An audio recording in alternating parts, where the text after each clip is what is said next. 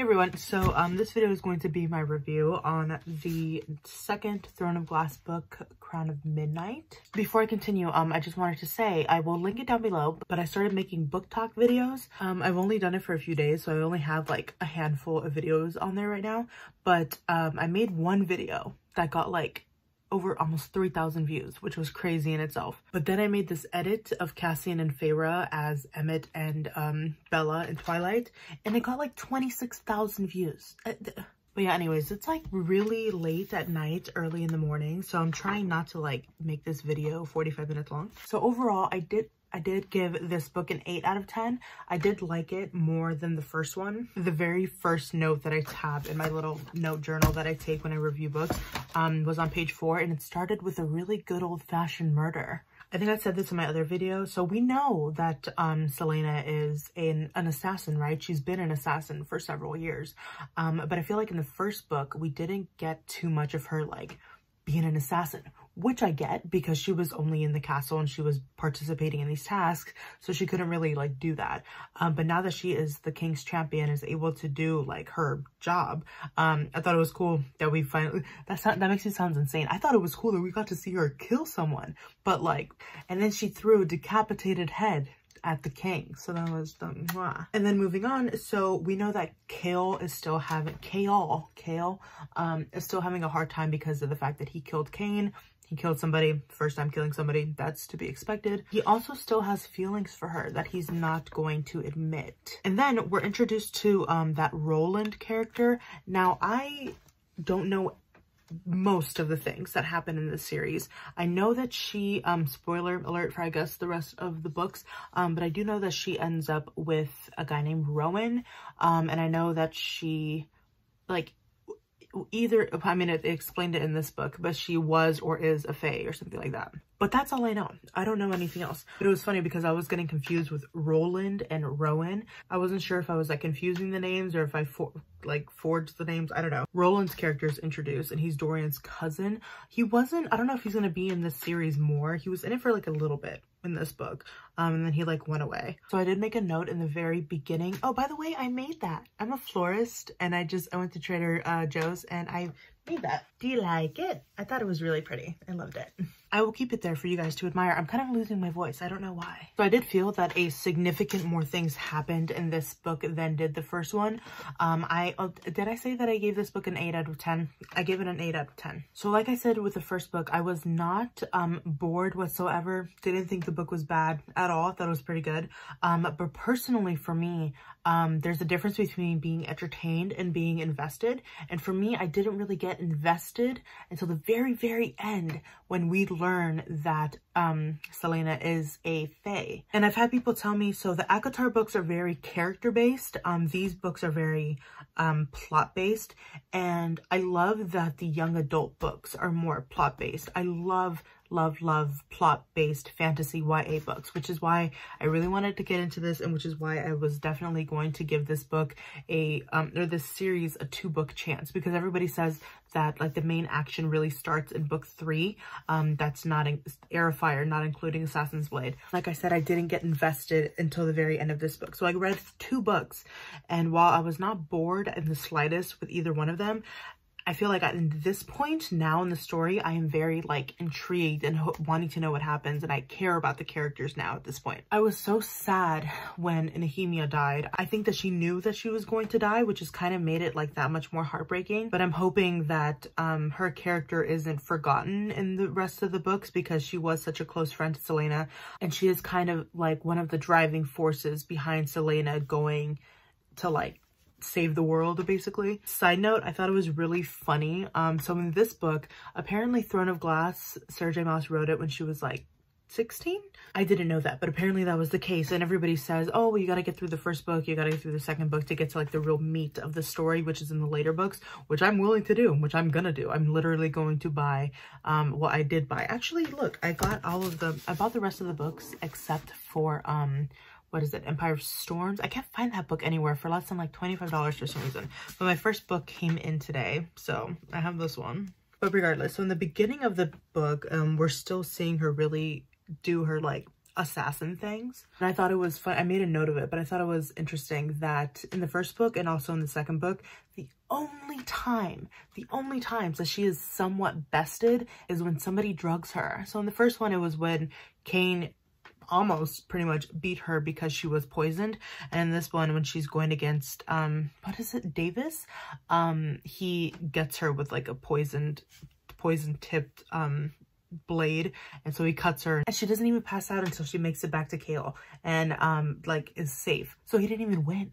But I just thought that was interesting that she is literally so good that you have to drug her in order to even stand a chance. Okay, so there was one part that I thought was very sweet and I really loved it. I think the more I think about it, the more that I think I am a very like gift giving love language type person, because for me, that's how I have a hard time with words, but I've been told that I'm like a really good gift giver, and that's because I really pay attention to what people tell me or what people like, or I always just make a mental note of things like that. So when it comes to a birthday or when it comes to Christmas, I get something in regards to that, and people are always like they really like what I get them. So I think that's how I show affection. And so when we had that scene where Celaena gifted Chaol this like really nice dinner and he was so taken back by it, I thought that was so sweet. And at this point, that's when they actually get together, and they're like in love with each other. Unfortunately, that love and admiration and trust is very short-lived before Celaena learns about Archer and how Nehemia was in a way, she kind of betrayed her. I wouldn't go so far as saying betray, because that's not really what her intention was, but she was kind of feeding information that Celaena was telling her to that Archer guy. First, I thought, well, Nehemia that was just like a really naive thing of her to do. She basically got herself killed, but I think that she knew that she was going to die. But unfortunately, like I said, Celaena loses trust in Chaol, because even though Nehemia's death was nobody's fault but Archer's, and like obviously the douchebag who killed her, but because of the fact that Chaol knew that there was a threat to her life and chose not to tell Celaena, she still loves him. She even said it at the end that she still really cares for him, but she couldn't trust him anymore, which does make sense, because even though this book is told in third-person perspective, mostly from Celaena's point of view, we do often get the point of view of Dorian or Chaol, or even sometimes the king, like once or twice. And I remember he had a moment in the book where he was like, you know what, I'm not going to tell Celaena. She's going to hate me for it, but I'm going to not tell her. But I'm not going to tell her. So he chose not to tell her, knowing what the consequences might be if something were to happen. So he knows that he will either never see her again. He's risking never seeing her again. He's risking his title, and he's risking going back home where he hates it, just so that she can be safe and just so that she could have a chance somewhere else. So we're also introduced to the whole like word gate, word keys storyline. And so I think that's one of the things that, because there's certain parts in this book where we get a little bit of info dumping, like when Celaena goes to see Yellowlegs and she tells her like the whole story of the word gates and all that stuff. I love that. I know some people might not like info dumping or that kind of stuff. I love it. I absolutely love it. Give me an entire chapter, like chapter 54 in A Court of Mist and Fury, where what's his name, where Rhys gave the whole rundown to Feyre. Love that. Loved it. But anyways, it's not about them. It's not about them. Everybody says that the series is so much better, which makes me so excited to read the rest of the series. But anyways, so we have this whole storyline of basically these other worlds, these other dimensions, these 3 keys that hold the potential to like rule the world or something like that. Which, side note, I thought it was really funny that you could totally tell that, I read ACOTAR, the whole series, before I read these. You could totally tell that Sarah J. Maas wrote these books. There is a masked party near the beginning where she goes with Archer when she goes to get into Davis's thing. There are so many like ... which was so prevalent in the ACOTAR for sure, the first one, but just the whole series. And we have the same storyline like we did in A Court of Silver Flames, where there's these 3 really powerful objects. And then also she uses this phrasing so often where it's like, oh, a heartbeat later, instead of like as a to kind of say time-wise, like, oh, it was a heart, she pulled out her sword in a heartbeat. And it's just funny how you can totally tell that she wrote both of these books, because there's like so many similarities in the writing, which is fine. I'm not even critiquing, it's just something that I picked up on. But yeah, basically, so we get to the end, and we learn that Celaena is a fae. And not only is she a fae, okay, I did know this, I did spoil myself on this, but she's Aelin. She is the lost queen of Terrasen or something like that. That's cool. Hello, why are we falling? So she's literally on her way to like the homeland, basically, and she's going to meet up with the other fae. And there was a part at the end where the king was like, oh, well, in a short amount of time, they're gonna have a ball and such. And I was like, a ball? Is that where she's gonna meet Rowan? I don't know. I'm a sucker for romance in books, especially fantasy books. And I know that she's had her flings with Dorian and Chaol, but I want to see her. I know that she, like, her and this Rowan guy are endgame, so like I want to get to that part. And I also just want to see the fae, and I want to talk and I want to read more about the magic, because I know that these books have like 10,000 characters in these books, and so far we only have like a handful: Chaol, Dorian, Celaena, the king, Roland, who we saw a few times, but like that's it. And I do know that there's like a multitude of characters in these books, so that's gonna be fun to get into. Oh, it's so funny. So you remember at the end when so they're fighting this big monster, right? So, oh, side note, it's so, I didn't know this, but Dorian has magic. That's cool. I don't know how, I love him and Celaena's relationship. I realized that they were together for a minute, but I think that their relationship and their friendship now is actually really special, and I really like them together as friends better. I still really like Dorian's character. So I thought it was so cool that he basically has magic in him, because he had that raw magic that like pushed that demon thing on a wall. That's one thing I wasn't spoiled on, so that's really cool that he has magic. So basically, like, the thing ends where Chaol and Dorian are still at the castle, they're still dealing with stuff there, and Celaena, Aelin, is on her way to the homeland, like I said. So I'm really, really excited to see what she's gonna do to kind of uncover the rest of her abilities. She's gonna meet people like herself. How is Dorian gonna handle the rest of his like abilities?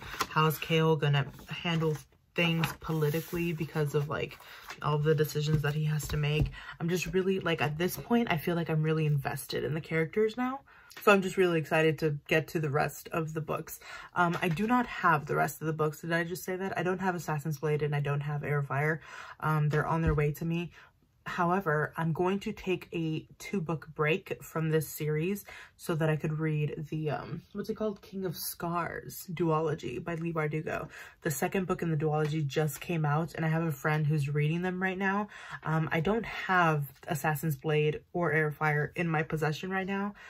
They should get here in like a week or so. So I'm going to take the opportunity with that time to just read that duology, because I also just don't want to wait 6 more books to get into that duology. I just got invested in this series, so I think now is a good time to take a break, because once I get into the next book and I'm like super invested, I'm not going to want to stop. So I'm going to take the chance, now that I have it, to read the duology, because the Grishaverse, those books, especially the Six of Crows duology, especially because the Shadow and Bone trilogy is like, it's good, but it's not like, but regardless, the Grishaverse world has become such a like comfort world for me.